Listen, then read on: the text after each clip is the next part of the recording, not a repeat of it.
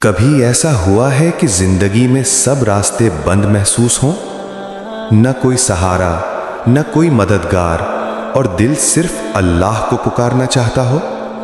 ایسا ہی ایک لمحہ حضرت موسیٰ علیہ السلام کی زندگی میں بھی آیا۔ وہ مصر چھوڑ کر اکیلے سفر کر رہے تھے، لمبا سفر، تپتا ہوا صحرا اور شدید تھکن۔ کئی دن بعد وہ مدین کے ایک کنویں کے پاس پہنچے۔ وہاں لوگوں کی بھیڑ تھی جو اپنے جانوروں کو پانی پلا رہے تھے، لیکن دو لڑکیاں دور کھڑی انتظار کر رہی تھیں۔ حضرت موسیٰ علیہ السلام نے ان سے پوچھا، تم انتظار کیوں کر رہی ہو؟ انہوں نے کہا، ہم اس وقت تک اپنے جانوروں کو پانی نہیں پلا سکتے جب تک سب لوگ یہاں سے چلے نہ جائیں۔ یہ سن کر حضرت موسیٰ علیہ السلام آگے بڑھے اور خود ان کے جانوروں کو پانی پلا دیا۔ پھر وہ ایک درخت کے سائے میں بیٹھ گئے۔ وہ تھکے ہوئے تھے، بھوکے تھے اور بالکل اکیلے تھے۔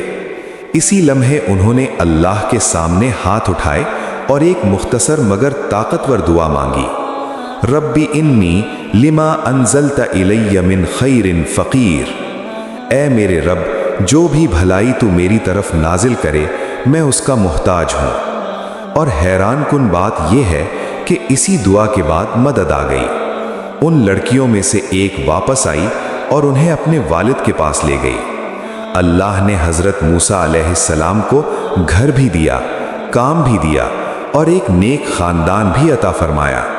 یہ واقعہ ہمیں ایک سبق دیتا ہے، جب انسان سچے دل سے اللہ کو پکارتا ہے تو اللہ وہاں سے مدد بھیجتا ہے جہاں سے انسان سوچ بھی نہیں سکتا۔